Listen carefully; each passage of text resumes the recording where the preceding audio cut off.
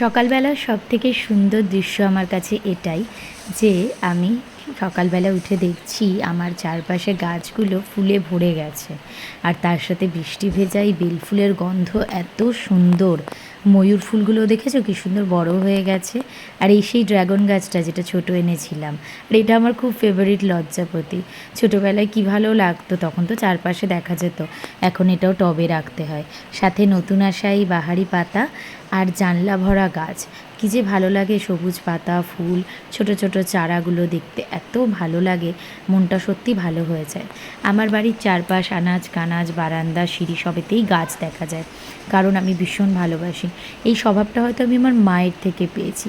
মাকেও ছোটোবেলায় দেখতাম সিজনে চন্দ্রমল্লিকা, গাঁদা, এইসব ফুলগুলো যখন করতো। কালো গোলাপ ছিল ওই সময় আমাদের বাড়িতে, কি রেয়ার, কী যে ভালো লাগতো। তাই আমিও আমার মনের মতো করে ঘর সাজাই।